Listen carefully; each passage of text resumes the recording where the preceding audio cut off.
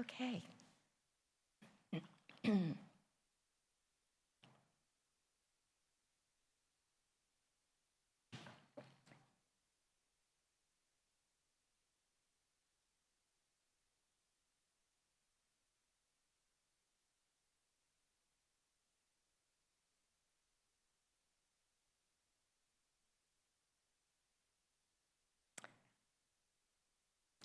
You can move one if that's right where you want to sit.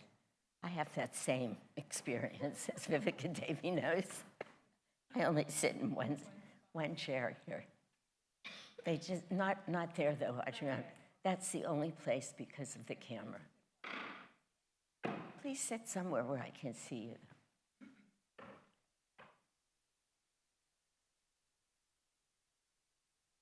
Great. Okay.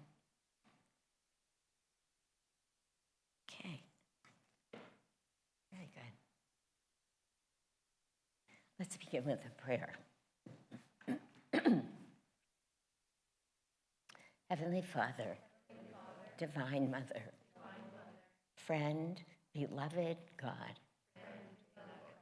Jesus Christ, Babaji Krishna, Lahiri Mahashaya, Swami Sri Yukteswar,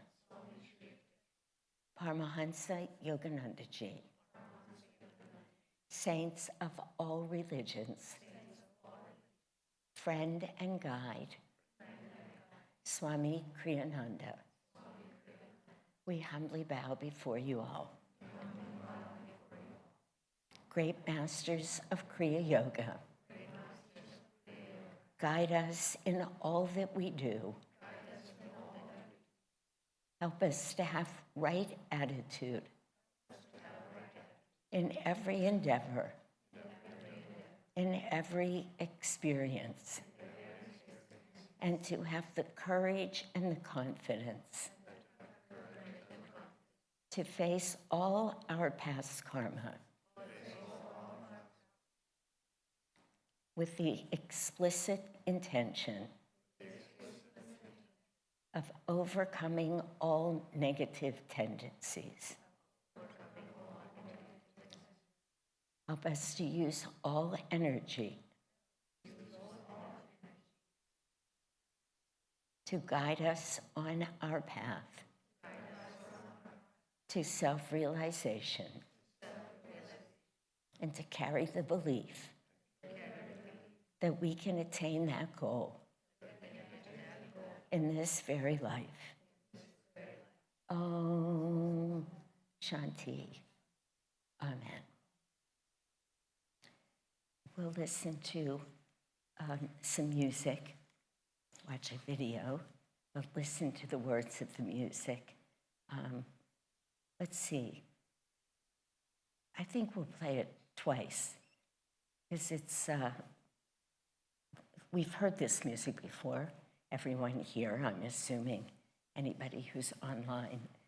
But listening to the words as they pertain to the secret for today.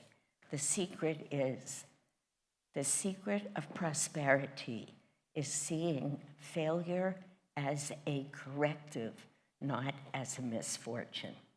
Very challenging, actually. Seeing failure as a corrective, not as a misfortune. So the song is very beautiful, and often the lines that have to do with this, that the music carries us so much that sometimes we don't focus in on the words, but let's feel the music and listen to the words tonight. Then we'll meditate for just a couple of minutes.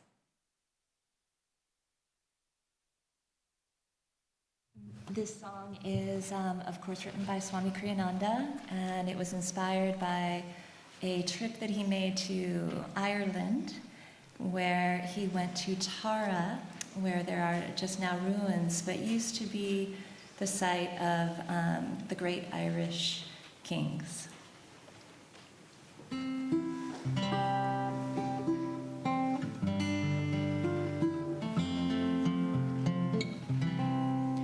Tara's brave hill so quiet, the day I came there, not a green leaf stirred on the air, not a bird did proclaim ancient grandeur and fame, only ruins, faint memories declare.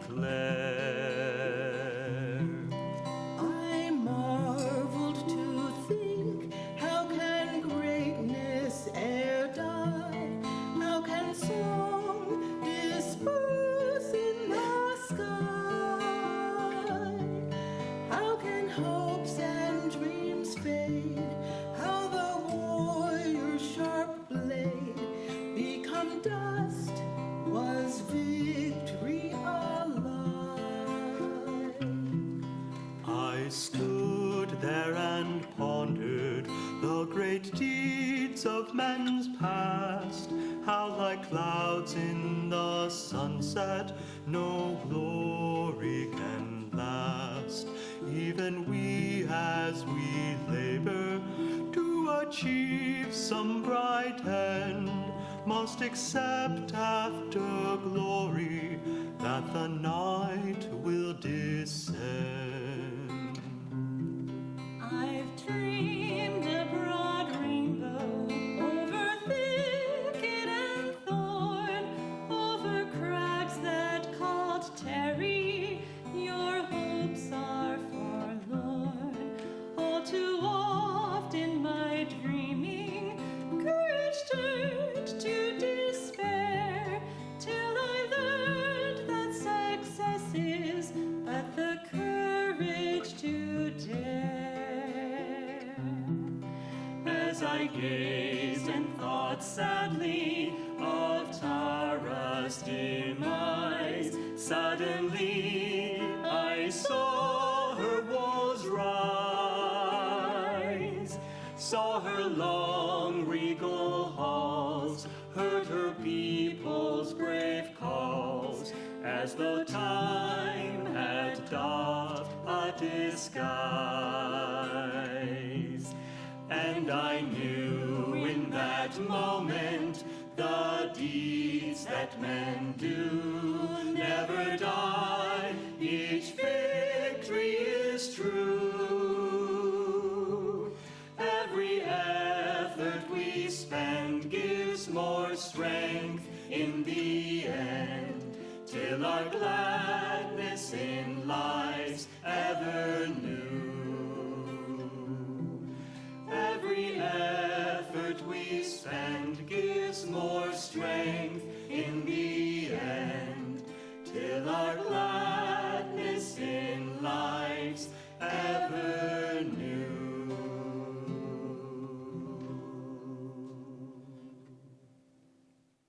One more time. And if you feel to sing along, please do. Even if you don't think you can sing, sing along. By Swami Kriyananda, and it was inspired by a trip that he made to Ireland, where he went to Tara, where there are just now ruins, but used to be the site of the great Irish kings.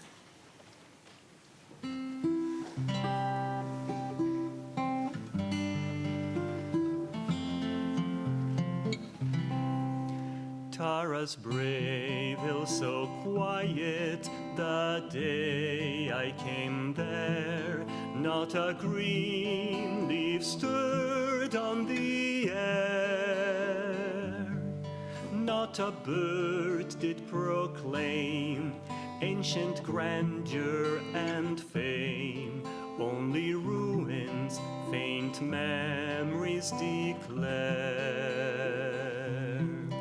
I marveled to think, how can greatness e'er die? How can song disperse in the sky? How can hopes and dreams fade? How the warrior's sharp blade become dust? Was victory alive? I stood stood there and pondered the great deeds of men's past, how like clouds in the sunset no glory can last.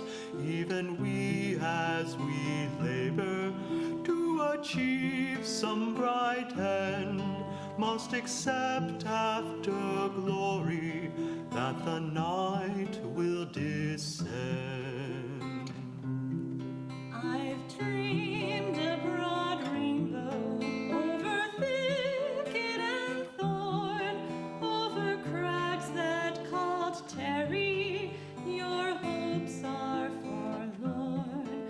All too oft in my dreaming, courage turned to despair, till I learned that success is but the courage to dare.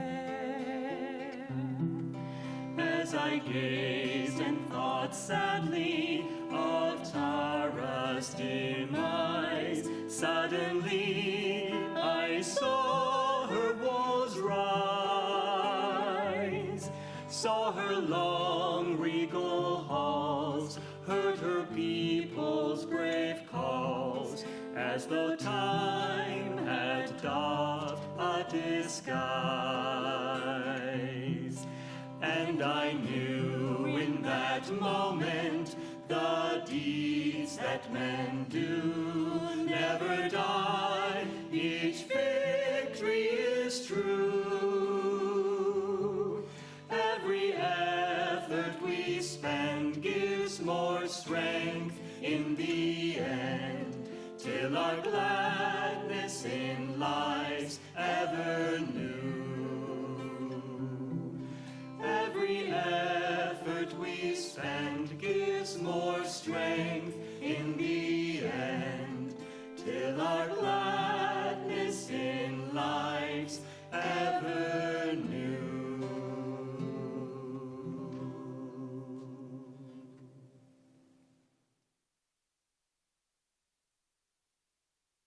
Let's meditate together for just a couple of minutes now.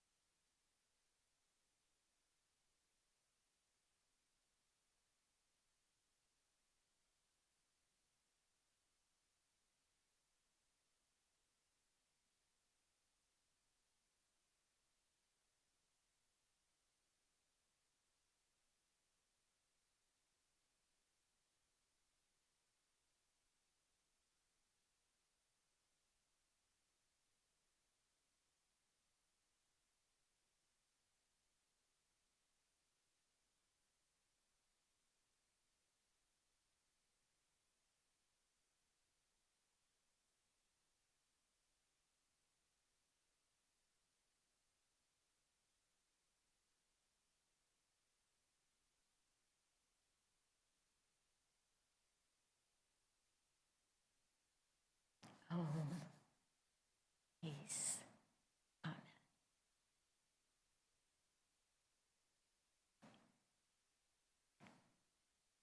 Stephen,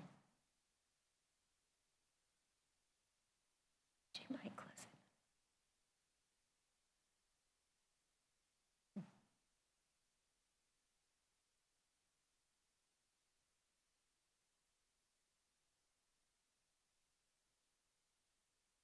Rita's smiling. She said to me the other day, I walked over her, she was sitting on the floor as usual. I just felt to give her a hug and say hello to her. But she thought I was heading to Stephen. So she said, whatever you want to ask of my husband, just ask me. And just now she had to smile because I was calling you, but you didn't hear me. I said, see, I should have listened to you. Isn't that song beautiful? I think more than, I feel this way about almost every song that Swamiji's written, and I say it again and again, that you could contemplate even one line of it really throughout your spiritual life, and you would just go deeper and deeper with it. It's remarkable to me, the incredible, here's what it is. It's remarkable to me what true wisdom really is. Because when you can pick up any book, any article, one secret, one song, a line in a song, and find that seed of truth, that's pretty amazing, actually. Is James in this room still? Or somebody? I hear an echo.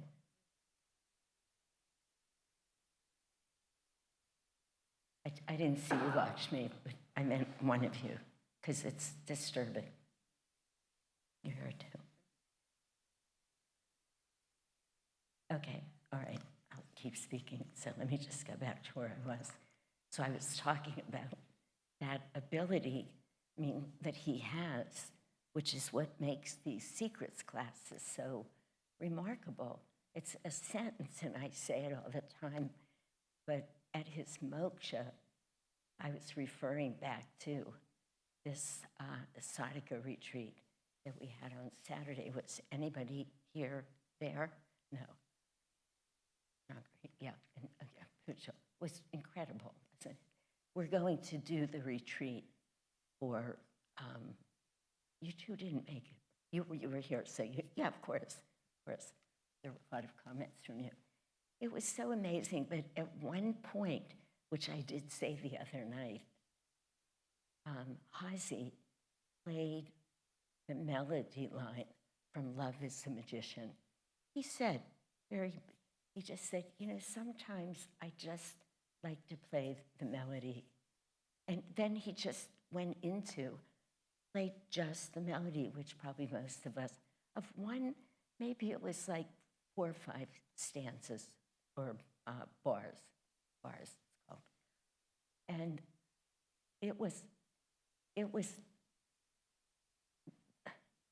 so, I keep wanting to use the word transforming, but it isn't. What is the word I'm looking for? I couldn't find it the other night. Transporting, that's the word. It was transporting, hearing just that melody line. And I felt in that line, that musical line, that if we were tuned in every bit of wisdom that we would ever want to know, every experience of pure love, were just in those few bars of music. It's hard to put that into words, but it was all right there. Swamiji wrote it in one first line of music. So coming all the way back now, this line that he wrote in this song, not the music, which is beautiful, but the words, every effort we spend, well, there's 2 lines in here that stand out. The first is, till I learn that success is but the courage to dare. And it's so profound because it's not the product of what we dared to do that's the success. We might succeed or we might not, but it's having the courage to dare. We've already succeeded. And it's a subtle difference, but it's a huge difference. Because with this secret tonight, that say, do we see failure? Can we see failure as a corrective rather than as misfortune? It's no small thing. I remember many, many years ago, Barry, who most of you know, as a psychotherapist. He said to me, I mean, decades ago, he said to me, of all the feelings that I experience with my clients, of everything I watch people go through, the hardest human emotion for people to live with or move through is shame. And it's really true. I mean, I've thought about it many times since he said it to me. You know, you can be afraid, you can be anxious, you can be many things. But when you're feeling ashamed of yourself, it's such a blow to your ego now in the best sense of the word, that it renders most people just paralyzed. And I mean, energetically paralyzed. Since he said it and drew my attention to it, I was seeing it before, but I see it so often now. So when I read this line that says, how do we see failure? When we believe we failed at something, it's such a setup to be ashamed of ourselves or to want to hide it. And I think Viveka Devi was alluding to this in her sermon on Sunday. And that just came back to me. I didn't plan on saying this, but it's true, where she said the temptation is so great to try and hide that. You think you're hiding it from other people, but the truth is the temptation is to hide it from ourselves. And of course, that's exactly what we don't want to do. I mean, it goes against everything on the spiritual path. So we can all be here shaking our heads and say, no, I wouldn't want to hide it. I'm fine to say if I made a mistake. But it's everything about the human condition. It just gets more and more and more subtle till we find that place where we've lost self-honesty. If we were perfect at it, we wouldn't be here. So for every one of us, there's some aspect of this. I mean, this is really, and I say this often, but when we go back to Patanjali and we look at those yamas and niyamas that are just the, they're just, you can hold your whole life right up in front of them until we've perfected all of them. So to say that Patanjali thought to write introspection and self-honesty, the same niyama, but it's a niyama. It's one of 10 things that we have to perfect to be free. So it's very meaningful. I mean, as we get deeper and deeper with what Swamiji is saying here, what do we do when we perceive something as a failure in ourselves or in our behavior or, and it's tricky, and we all know that. It's just, I just had 3 examples go through my mind, but I very quickly ticked them off. They weren't relevant enough to want to share them right now.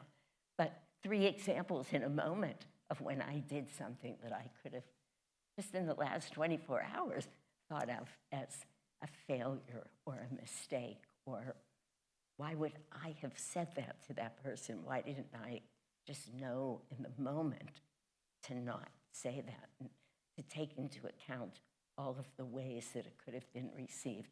I'm just sharing what just happened. It doesn't matter. Failure comes in so many different forms. But I'm trying to say, even with as much energy and effort as we're putting out, it's hard. It's hard to see it and then just rise above it without being pulled down by it at all. So Master spoke about failure. Most of you know about the Ananda library that exists. It's not actually a big public venue, but it exists. And in it, you can search a word.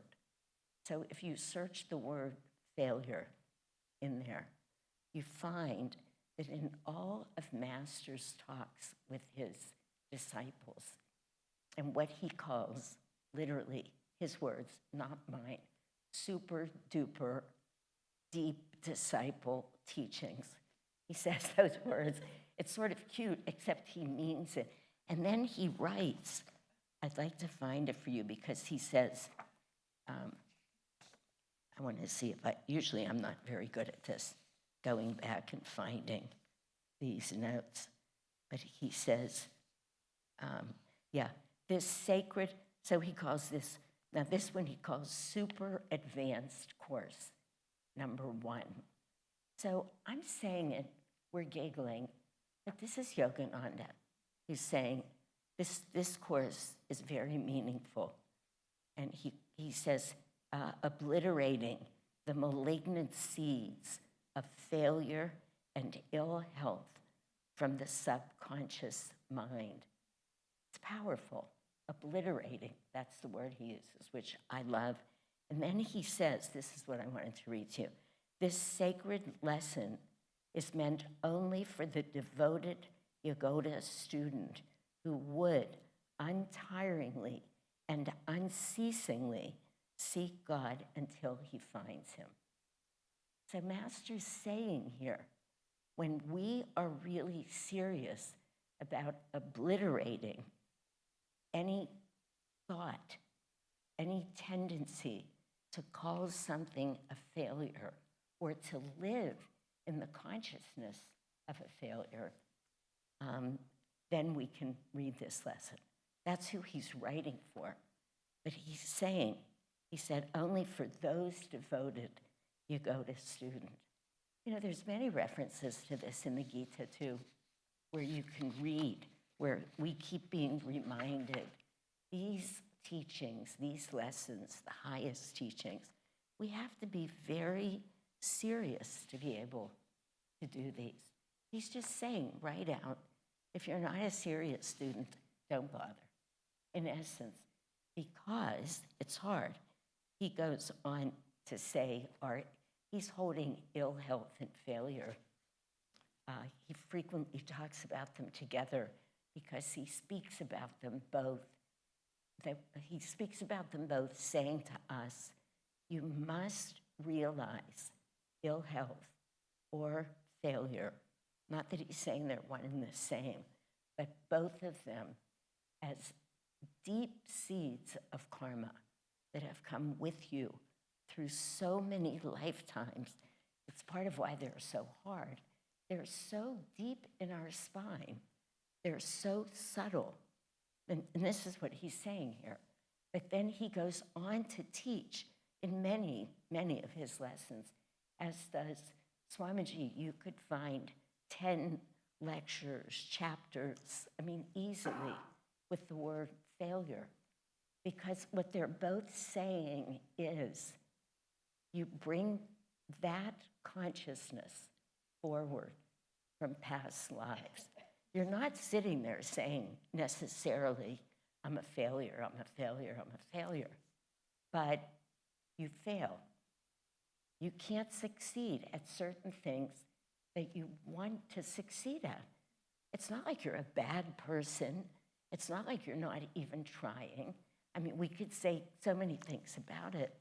I don't remember where I told this story.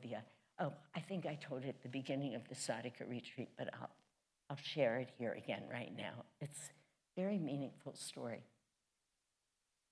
There's a man, he's not really on our path, but he's been coming recently to some Sunday services. Very dear soul. I never knew his name. I never knew anything about him. He always comes up and says hello before he leaves.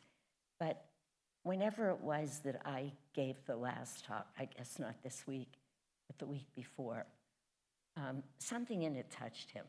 It's just like, you said that for me. And he starts telling me that everything he tries to do in business fails. Every business venture. He said, these are his words. I had no idea what the topic was for tonight, by the way.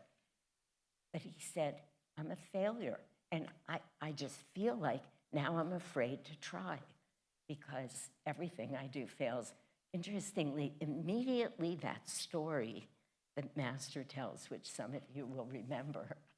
And I found it again today. I couldn't imagine where it was, but it popped up, of the man who came to him who said, no matter what I do at work, it fails.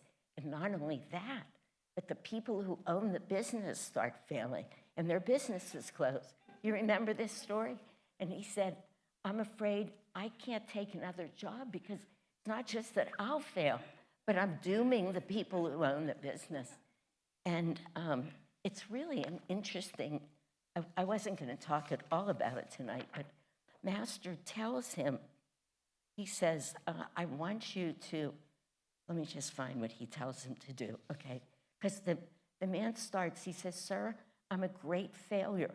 For some mysterious reason, not only do I lose my job, but usually my employer loses their business. The story goes on, it's a long story. It was exactly what this man was telling me, standing right back there. And I'm thinking, I can't believe this, saying to myself, I'm never gonna find that story. But it wasn't for him anyway, really. He didn't want to hear a story. He was suffering. This man was suffering. Master goes on to say, he said, I advised him to affirm daily before going to bed and upon awakening, day by day, in every way, I am succeeding more and more in my job. Day by day, in every way, I am succeeding more and more in my job. Now, let's be honest, we could all say this every day. What's our job? You can plug in the answer. It doesn't need to be a job. It could be the whole path. It's a great affirmation. The story goes on because the man keeps coming back month by month. You know, I have to quit. The guy's going to lose his business. It's happening again. And Master said, but be honest, didn't you find somewhere deep in the recesses of your unconscious mind that you were saying, this isn't true, this isn't true? And the man said, yes. Master said, go and try it again. And go. Of course, we all know the answer to the story. The man was healed. But with this man, you know, we spent an hour with him. Kamala Devi was with me. And I didn't know him. You know, where were you born? Told me. I asked a lot of questions about his life. I'd rather not say anything too exposing here, but lovely guy, very sweet guy, but no power. I couldn't feel any power in him. Sweetness and niceness, but not any, like Master said in the Depression, if I wanted a job, I would, whatever he said, shake the rafters till they gave me a job. With just that power. When he said it, when you hear it on the tape, you thought, oh man, I'd give him a job in a moment, any job. Of course, that's the truth, you know, but you have to find that power. Not easy for everybody. So I said to him, because it started becoming clear, he wanted to sit down and talk to me about his job. I wanted to create. I wanted to get to know him and have a different feeling for him. So I kept insisting, I didn't have to insist, he was easy about it, but asking other questions about him. Where were you born? Tell me about your family. What was your relationship with your father like? Sounded more like psychotherapy than spiritual counseling, but it wasn't. You know, it really wasn't. I mean, I knew where I was going with him. And he kept saying, oh, I never thought I'd be talking about these things. You could see he was embarrassed, but a little. But also he was relieved to be saying these things. Is that true? Yeah. So at some point he says to me, I have to tell you, with great shame, what's he telling me? He said, I'm driving an Uber. That's how I'm supporting myself. He was so ashamed of himself. This is a guy who's made a lot of money before with businesses.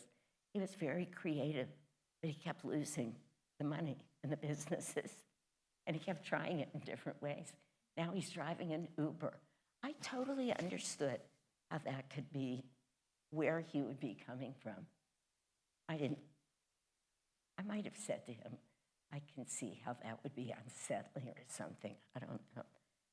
But obviously, what had to happen, I mean, as soon as I say it, we would all say, oh, of course, helping him get there was the art of it, but nonetheless, he had this failure consciousness. He didn't know that. He had never thought of it like that. It seems obvious the way I'm telling the story. But he was so certain that he would fail, and he was just getting smaller. I don't think he was ever really this kind of a guy, but he was just getting smaller and smaller.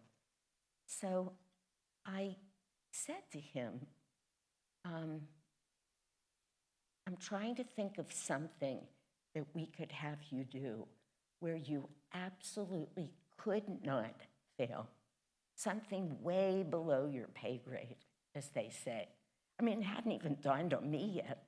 I said, you know, like anything, like be behind the cash register at 7-Eleven. You might have to learn how to work the cash register, but pretty easy job. I want you to begin to feel yourself succeeding.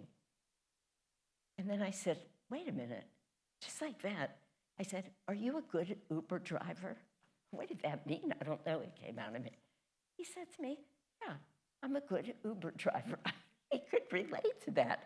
It's a precious story, really, if you tune into it. So I said to him, how do you do? And he said, I said to him, why don't we just have you drive your Uber differently? Because that's a job you're already doing. You think you're pretty good at it.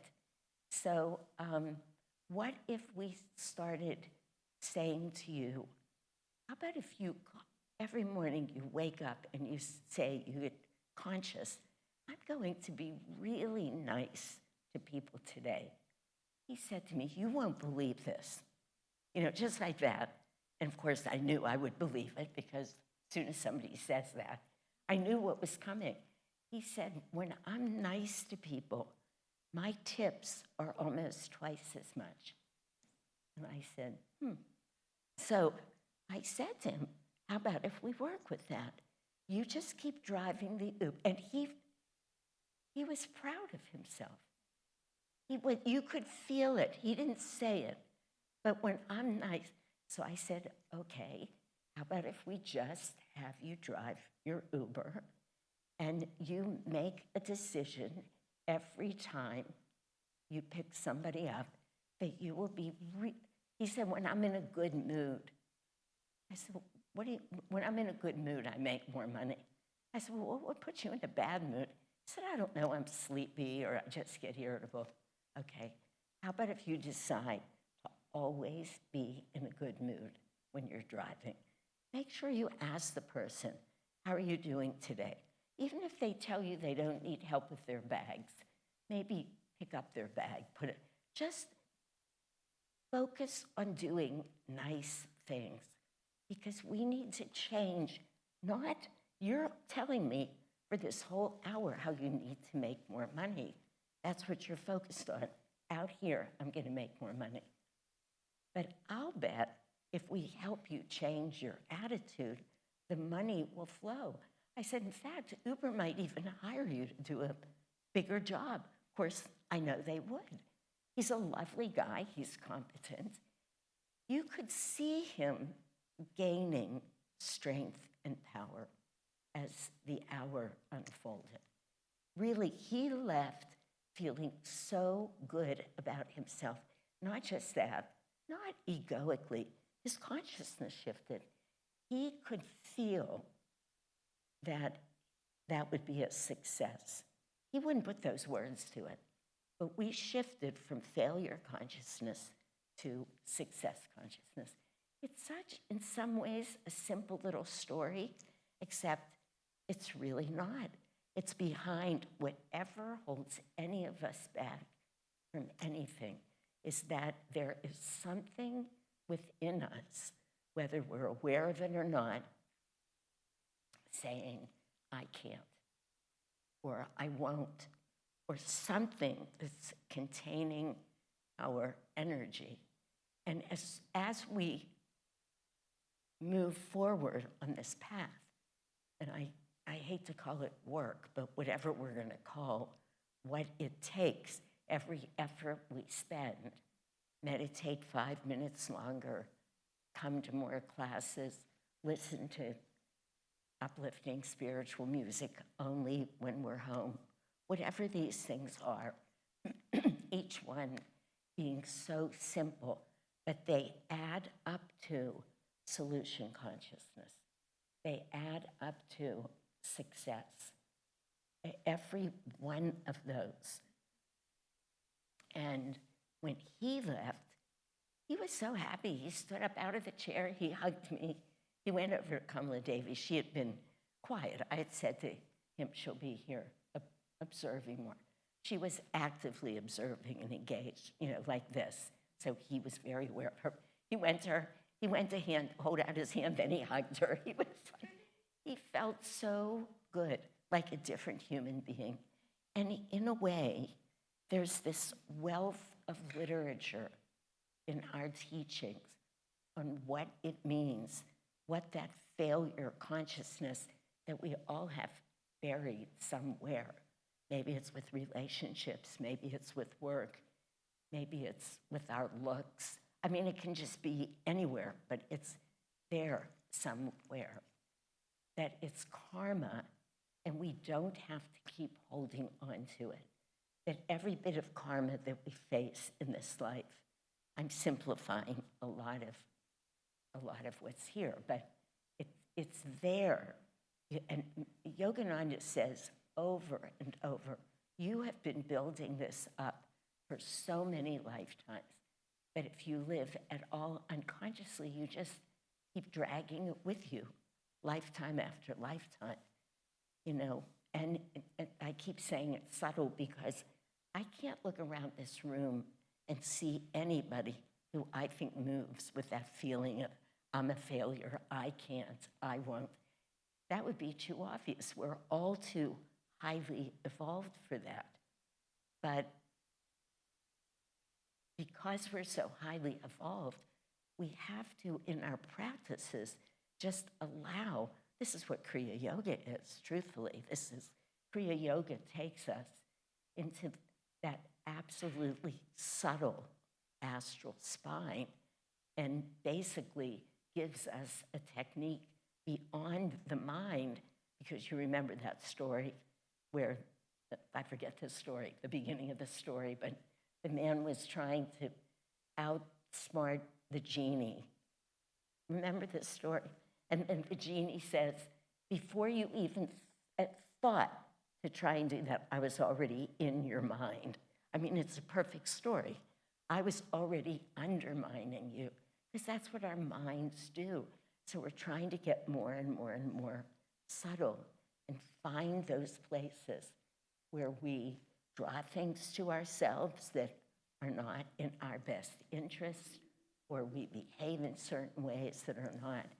And Yogananda himself keeps saying, so many years, so many lifetimes, that you will have to work. He inevitably says in every summary that he wrote, every lecture that he wrote, paragraph, talk that he gave, of course, he says, the main way to do this is through deeper and deeper meditation.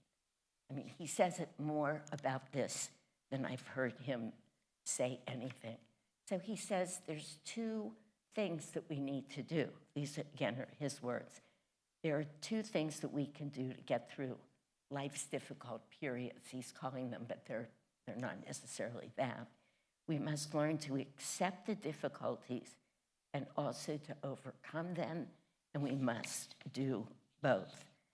And he says, often the most successful people are those who have had the most to overcome because they've had to put out a great deal of energy to transcend their challenges. So don't worry about the obstacles you're facing. He's saying, just see them as something that you need to overcome. if you put out the necessary energy, the results will take care of themselves. That's a very important line. It almost doesn't matter. We don't have to plan it, scheme it, figure out how we're going to get on top of something. In fact, there's a very, I want to see if I can find that. He says every solution to every problem is already in our consciousness. Every solution to every problem. That's a powerful statement. So if we can raise our consciousness and expand it, if we just focus on that, it's very hard, because he also says, and he says it very wisely, but I won't stop and look it up right now, the world will provide us, these are close to his words, with an unending number of distractions and ways to keep getting caught or avoid doing what sounds so simple. But he's saying, you put out the energy, raise your consciousness, because in your higher consciousness is the solution to every problem that you have. That, again, one of those statements that we might say, oh, sure. But just imagine that right in this very instant, we could have access to the solution for everything that's bothering us, whatever it is. Can't find a job, my partner's not this friend did this, why did I say this to, my friend this morning, why did I let those words out, why? The solution and answer is always within our reach, always. It's a staggering thought, actually. It's just staggering. So let me stop here for a few minutes and let's hear stories or thoughts or questions, whatever anybody would like to contribute. I know. Vivian Davey will speak.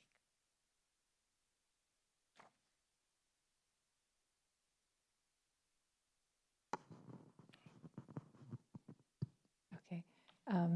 Thank you, Shanti. I just get so much out of these classes and all the things you share, all the research you do, all the pearls of wisdom.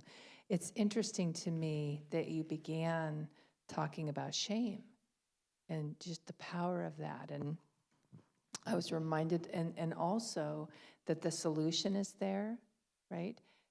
So I was reminded of an experience that James and I had been asked to be ministers for one of my nephews at his wedding.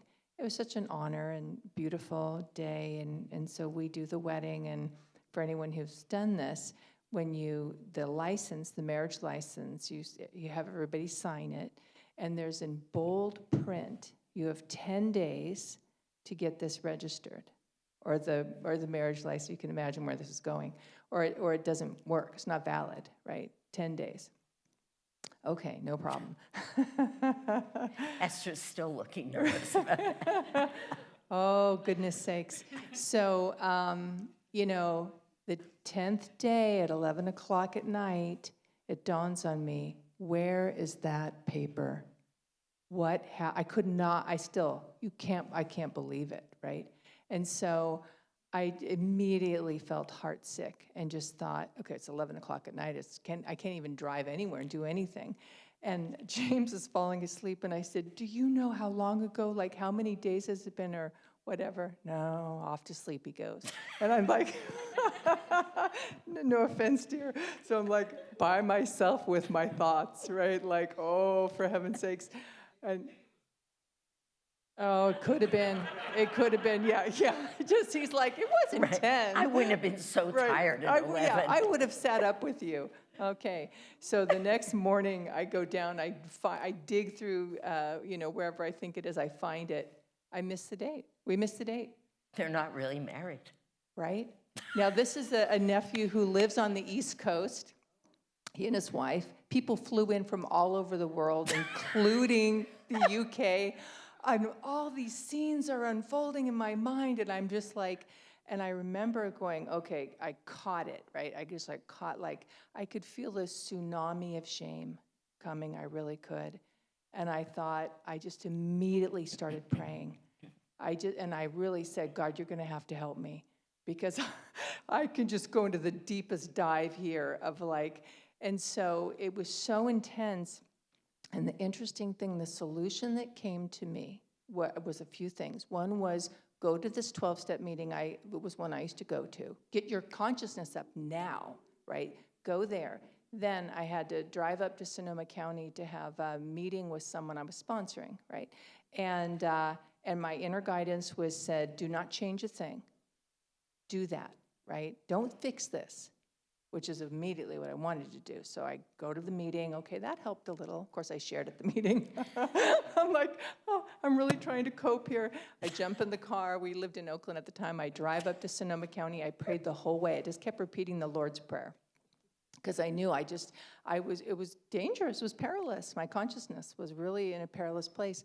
I get to the coffee shop where I'm meeting this young woman. Now, normally I have to say her life was quite dramatic, and we would spend the entire time, I'd listen, and she'd pour, so okay. I'm waiting for her. I arrive a little early. She arrives. She sits down. She's full of joy and light. I'd never seen her like this. And she's like, hi, relaxed. And she says, how are you doing? Yeah. I go, well, and so then I blurted out. I go, well, actually I had a challenging morning, but I'm okay. And she goes, really? And she's listening, and she goes, and it was in Sonoma County that all this happened, right? She said, I think we should go to the register, or actually, here's the thing, it's a miracle. So she's telling me, she's like, really? Well, why don't you fill out the form? I hadn't even filled out the form. I couldn't look at it. And she goes, I'll help you. Why don't we fill it out? I go, are you sure? Yeah. She goes, I'm good. I don't need anything. I was like, wow, okay. So we start filling out the form. I feel like I'm sweating bullets trying to do it. And she's to read me the question, we'll answer it. And at a certain point, we're trying to figure out an answer. And I'm like, okay, I'm not sure what to say. And this couple walks up to us and said, pardon me, we didn't mean to eavesdrop, but we just heard what you were saying. We're ministers. Yeah, we fill out these forms all the time. Both she and I turn and look at this couple. This is what you want to say. This is the answer to that question. I go, okay, thanks. I fill it in, right? And so then they help us fill out the rest of the form, and they leave. And I'm like, okay, well, that's a miracle, right? And this young woman, she goes, why don't we go to the office right now? I go, really? And she goes, yeah, let's jump in the car. I'll drive you. Then you don't have to park. I'll drive. I'm like, all right, I'm just going with this. I get in the car. She drives me there. And it's packed parking lot, lets me out. I walk in. No one's in the office. This is a bureaucratic thing. I just can't even tell you how unusual that is. I walk in, and there's a woman. She's just, hey, how you doing? I said, oh, gosh, okay, well, I got to come up and confess this, right? So I pull out and even as I pull out the form in the big print, do not go later than 10 days. It will be invalid. I said, I missed the date. 10 days was yesterday. And she goes, oh, and she smiles, and she goes, we say that, but you really have 365 days. You have got to be kidding me. And she goes, we just say that, right? I go, it looks legal, right? And so she said, you're fine. And she could tell my head was spinning. I couldn't quite take it in. And she said, tell you what, no one's here. Why don't I input it right now? So when you leave, you have total confidence. I go, okay. So she turns to the computer. She goes, all done. They're married. And I just was like, okay. And I walked out. There's my friend in her car, right? And I'm telling you, you can hear as I'm saying it, like, I still can't believe it. And the most important thing I saw was that my commitment to have my energy raised, as you said, and the solution for me was service and prayer, and get support, right? And that was just really, really something. So anyway, you reminded me of it when you were telling it. You seem to do that in these classes, remind me of all these things. So There's my It's story. a great Yeah. story, though. And you know, it really does speak to, I mean, I can't tell you how often Swami and Master repeat, raise your consciousness, don't look at the problem. You know, it's rare that when we're that upset that we solve the problem there. Mostly we can't. How many people have lost how many nights' sleep? You know, and you can never solve a problem at 1 a.m., 2 a.m. I mean, almost nobody can. You just struggle with it. But, and he says another thing, which of course, we know these things, but these classes are beautiful opportunities to repeat it. The Master says, if you do that, the answer, the questions you didn't even know you had, something was nagging you, but it comes. Remember, Swamiji used to say that. He would say he would go and sit in front of Master, and he hadn't even been aware that he had a certain question. But when the answer came, he realized that he had been wondering about it or whatever. I think this whole concept of making that effort to not get stuck in the problem. You know, this is a tricky point. I just want to make one thing clear. It doesn't mean that you ignore real life issues. That's not what any of us can do. It doesn't mean we live in denial and we just go to La La Land and we're going to be taken care of. But it does mean that no matter how big the problem feels, that while we're working on it, like getting the form, getting up there, going to the office, doing what you need to do, that you don't let your consciousness slip. And that is very important. And honestly, so much easier said than done, but every problem will be solved like that. Every notion of having failed at anything. Yeah.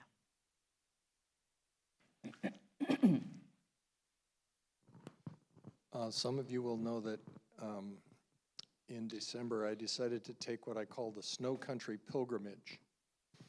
And I planned a 10-day trip, 2-week trip, to go touch base in several different places, the farthest being Missoula, Montana, where the only niece that I still have as a direct family member lives.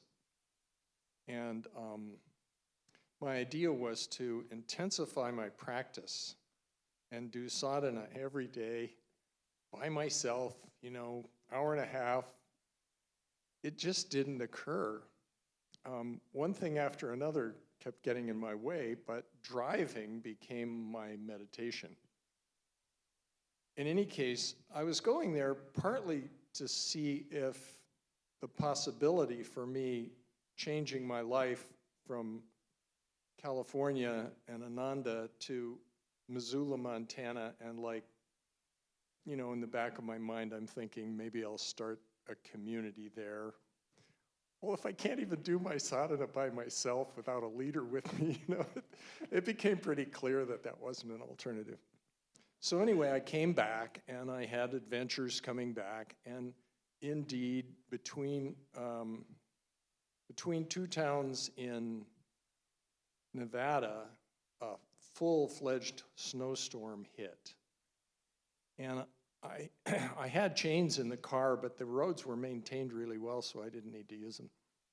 Anyway, I get back to Ananda Village, and I spend some time with Ram and Denise and doing the things that you do in Ananda Village and having these peak experiences. And then I came back here, and the first morning I went to the coffee shop I usually visit in the morning, and I turned my attention. The coffee shop is over the other side of Arastradero.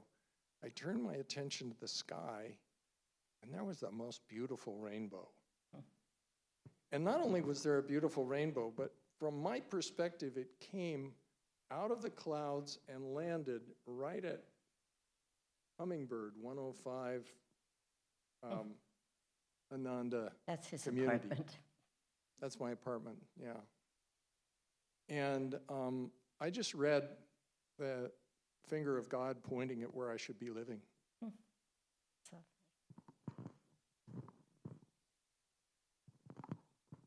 I just thought that I would read this for 1 minute. Just take a moment break here. Master says, the solutions to our challenges are in the ether. When you're solution conscious, you put out the kind of magnetism that attracts success, and a higher force begins working in your life. You'll be amazed how often answers come to you, sometimes out of the blue. But he describes it literally. When your consciousness shifts, your magnetism shifts, and it brings to you what you need or gets you back where you need to be or whatever it is. Just a beautiful way of saying that. I mean, his next sentence, just to share this, is similarly, when you become deeply concentrated, as in meditation, you reach a super conscious level of awareness. And at that level, God can work through you. I mean, it's a very beautiful thing to have these words for why the goal is with the goal. And we're not trying to get there so that we see the answer. We're trying to get there so that God can work through us and show us the answer. By becoming open to his inspiration, you can accomplish things well beyond your self-perceived abilities. It's the success you're looking for doesn't depend on anything external. It depends on your attitudes and inner self. I could go on pages. It's just, it's stuff we know here, but to take it in.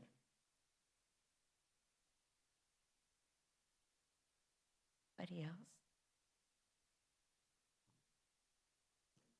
I can share my challenges around shame. So I had been a manager at a tech firm, and to me, like sweeping or doing cleaning of dishes was sort of a lowly job. Put the microphone near your mouth. So in my mind was very trained that if you are working, your work should be equivalent to X amount of dollars which you are earning per hour. And if you are doing anything low, then you are not in the right thing or you are wasting your time. And it's a journey for me to realize that when my thinking is flawed in that sense that this is not the right thing, because when you are volunteering or you are doing something out yourself, you are limiting your mind to the experiences which you can have by putting a label. But it's so hard to keep doing that thing which you should do, and I'm still struggling with it. And there are many facets of it. Like, I know I can get a job right now if I approach my friends who were with me at Columbia, who have started a startup, many successful exits they have done, and they would be willing. But somewhere to me, to work for them as a person under them feels a lowly thing. And I know this is my ego, but how do I overcome that ego? It's just, I don't know, how do you do, you know the teachings, you know the path, but as a person, you struggle with your own self. And in my mind, I was having that idea, hey, when I would ever get a time, I want to do the 30 days or 30 odd jobs, which are just like plain, my mind says, you cannot do, Pranav. You should do it, just to kill that ego. But I cannot execute it. I cannot execute it. I don't know. I'm still struggling with it. And I know once I overcome that, this whole stage of lesson would be learned and I would be moved on. Yeah, it may be true. I mean, sometimes we honestly just need to dive in. And, I used to struggle with this in a very different way. I was, many of you know, a long-distance runner for a lot of years. I mean, my daily run would be 15 miles and then sometimes more. And I had a thing that if I couldn't run a minimum of so many miles, that varied, I wouldn't run. I would say, what's the point of running 5 miles? That's what I would say. It's nothing. Why would I run? And it's exactly what you're, in a way, because I had so much ego around the fact that I would run 15 miles on that beach all the time. And, you know, one day it just came to me. It came to me. That is so stupid. I mean, so you know, run. You know, I tell people now, run a mile a day. It's beautiful. But here's the truth. When you run, James is raising his hand. He just went back to running. After you get through that first mile and then the second mile, you find it within yourself. The third mile, the fourth mile, every mile gets easier. It's that beginning, like that saying, no matter what, I'm going to take this job that my ego is like, it's the devil, it's Satan saying to me, that's beneath you, that's beneath you. So you suffer by being unemployed, and the longer that goes on, the less worthy you feel to get employed. It's a vicious cycle. And how we have to, at some point, it doesn't matter what the analogy is in our lives, just say, I'm just taking this dive, and get a buddy, get what you need to get, and say, you sit here with me while I make this call. Come with me while I run 2 miles because it's all I have time for today. But is 2 miles not better than no miles? But what happens is, as soon as we begin to let energy flow, it flows. And soon, we're back there having the jobs that we thought we wanted, which is why I could say to this man who's driving an Uber, imagine, I mean, be hard for me, but say to him, you know what, do it perfectly. Do it with self-respect and with respect for your clients. Just decide. I said 1 month, do it for a month and come back. But every day, do it well. I know what's going to happen when he comes back. We have to, because just what Master's telling us, we all know that energy flows, and we all know how we squelch it. I'm not taking that job. I'm not doing that. I'm not running 2 miles. I'm not. Okay, don't. Sit where you are. I mean, or just say to somebody, be right here with me while I make this phone call tomorrow to my old friends who I know would hire me. And while I say, hey, I need a little help. You know, there's a person that I've been working with who has a little bit of a tough guy persona. And he feels that the way to win, whatever it is, with his wife, with friends, is to get tough. And inevitably, it winds up in arguments, and he feels the way he's failed. So I've been speaking with him about interrupting that flow very early on. Once you go back and forth twice, but don't you see, here's what I'm trying to show you. Then your wife goes, no, I don't agree with you, and she does. And then you volley, and then she volleys, stop. That's where you stop. And you say, you know, we're not getting anywhere right now. What? Let's take a pause. Let's call on a friend to help us out here. He goes, but doesn't that just make me seem powerless? Those are his words. No. What makes us feel powerless is when we're paralyzed. What gives us power? It takes a very healthy ego to say, I'm just going to take whatever job comes, because in the moving of that energy, I will find myself where I thought I wanted to be. but not if I'm standing still. So our ego does such a good job of tricking us. It's remarkable how good it is. This isn't good enough, this isn't good enough, this isn't good enough. 2 miles doesn't do it, 3 miles doesn't do it, 5 miles, nah. No, if I can't run 10 miles, that's insane. But I've lived with that. And you can see how crazy it is, but I was as hooked on it as whatever story anybody can tell. At some point, we have to say, put your darn running shoes on and get out there. You have 20 minutes right now? Run 20 minutes. Put your shoes on and go. And sometimes there's just no other. Otherwise, we sit around for years and then lifetimes saying, I know it's my ego. I'm not making fun of you because I'm sharing with you how I've done it. I could share 30 more examples of how I've done it, but then you'd all be bored.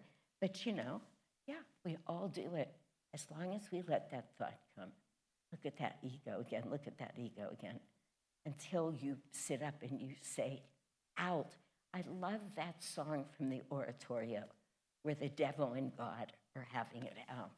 The devil's standing up and say, you come with me, I'll give you everything in the world. And then God is right there and he says to the devil, which is our ego, get thee behind me. Get thee behind me. You are not standing in front of me. You are not running my life anymore. Jesus did say, Satan, no, you're not our Father. I mean, you feel the power in that song. Swamiji wrote it just for us to remember right now during these times.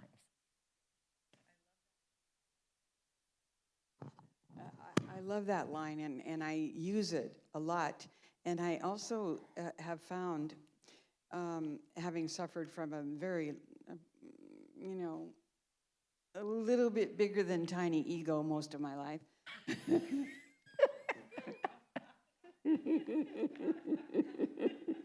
that one of the best tools I have is as soon as I notice it now, where anything is making me feel uncomfortable in any way, I immediately start saying, Om Christ Guru, Om Christ Guru. Will not let that thought be there, just will not. Yeah. Using all that power and strength that I've used in other situations all my life to just fight for the right to get Satan behind me so that I can find, success in whatever it is I'm thinking I need at the time.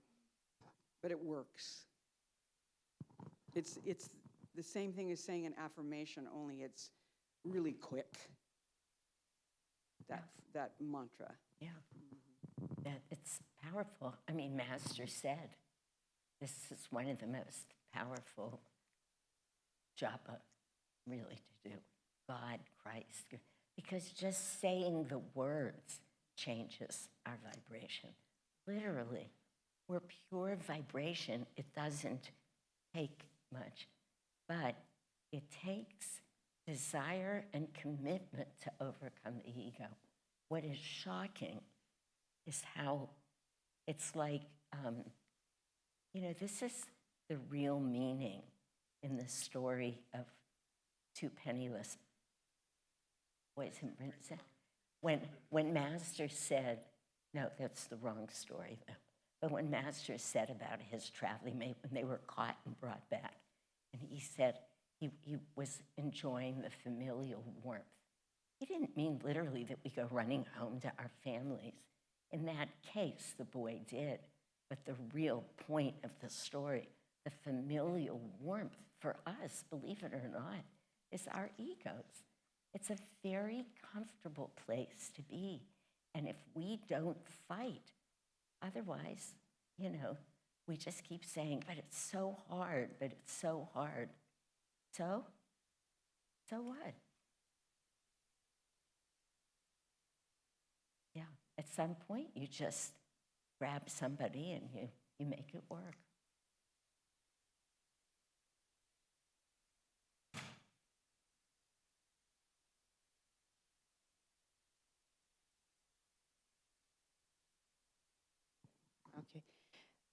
And I wanted to bring a different angle or a different perspective that I noticed was really helpful for me. So I recently finished the master's 9-day cleanse, and I was doing it in the same way that he said it. So I was doing the energization, exactly everything, the 5 oranges, everything. And I noticed that my meditations were deeper. This is not new. I know this is not new to anybody, but my point is that my energy was really high. I felt that my consciousness was constantly high during the whole time. And one day, towards the end of the cleanse, I noticed I made a mistake, right? And because I was in such a high level of energy, I noticed like my energy dropped so quickly. And when I noticed that, I could tell the difference because I was feeling really good. I'm feeling fantastic. My mind is clear. I have a lot of willpower. I don't have any problems. I'm happy. And suddenly I made this mistake. And I felt like energy dropped. And then I said to myself, oh, this is not something I want to experience. So because I was so clear, I sat down to meditate right away. And I prayed. I said, Master, it was nighttime. I could have spent all the night spinning about it. I could have. But because I had done all of these things, all the energies, all of the protocol, meditating and everything, I felt that I got the insight to just sit down and meditate and not waste my night. And I said to myself, now I'm going to go to bed, I'm going to sleep, and I'm going to find a way tomorrow. That's okay, just go to sleep now. And I sent myself to bed. I had a really good night. The next day, I was able to find a way out of it. Very good. So I see how important it is to practice what we are doing here. And I see that this satsang and coming to everything that we can come and everything we can do to lift our energy can really help us make that shift when we drop. Yeah, it really, I keep it. Thank you for sharing that, Adriana. I've said to people many times in this life, I've never had a drug or alcohol problem, but I've worked with so many addicts and alcoholics, that for whatever reason became a big part of what I did. But I'm always quoting, and I think because I've never been alcoholic, it makes it even more powerful. But that line at the end of every meeting, the last line of that, the serenity prayer and how they close a meeting, it works if you work it. It's so applicable to the spiritual path, but you have to do it. And you have to do it, and you're just saying, look at that, I did it. I just really see. You're saying something that should be so obvious, but it's not. Wow, these practices really work. All we have to do is do them. Yeah. Trust, there is a lot.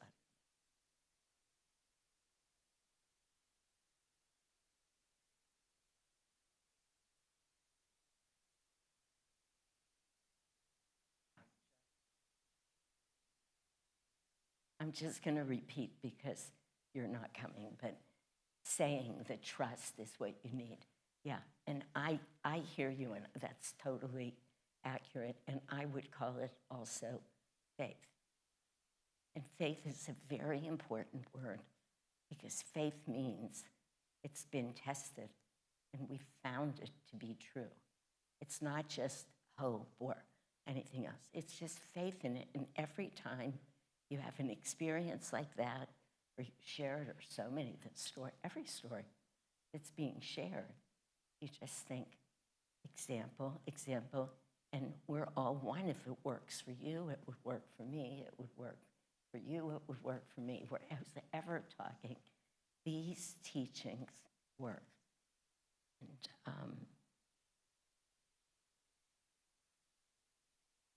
the more we do them, maybe, yeah. We go there, our minds go there. Yeah, Lakshmi. We'll have this be our last comment. Sure. I just wanted to say, I mean, first of all, this has been a deeply touching evening, all the stories, but then also everything that you were sharing. And I was just thinking, it makes perfect sense that when you search for the word failure, it never comes up in Master's teachings, because what he teaches us to do is to magnetize the light, not to live in the darkness. And, success would be an example of that as well. But I was just thinking, in listening to all of these stories, this is not exclusive to the spiritual path. We just have the great grace to be aware of it. But the spiritual path, the very essence of it is to push us beyond ourselves. We're constantly being pushed to do more than we think that we can do. And so in essence, in a certain way, we're sort of set up for failure. But it's not actually failure, to come all the way back to where you're speaking. And I just wanted to share a story from a woman named Christy Norfleet, who most of you know. She was Yudish Thayer's partner for many years. And when this was in 2015, when Shanti led a pilgrimage to Italy, and we were on a bus ride together and just talking and sharing. And she was a singer and a performer, but she had debilitating stage fright. She actually had to take medication to go out on stage a lot of the times. And then she said that when she came here and started singing here, that there was such grace and such joy, because she said that Ananda, or in this case, the spiritual path, the very essence of it is that it pushes you beyond your limits, but then there's this safety net of grace that's right underneath, with your guru bhais, with your guru, with Divine Mother, just constantly lifting us up. And I think I can feel that in everything that we do, and it's that essence of perseverance. One of my favorite quotes from Master is, "A saint is a sinner who never gave up." I tattooed it on my foot. I loved it so much when I heard it. And it's just probably not what I would pick today, but my 27-year-old self, that's what she needed, and that's what she gets.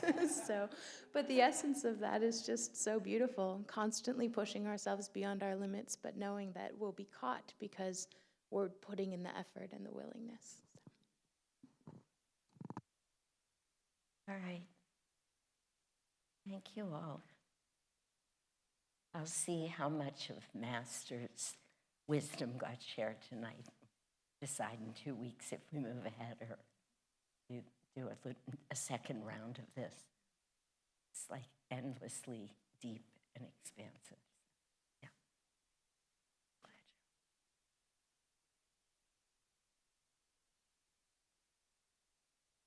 Yeah, that's a good thought.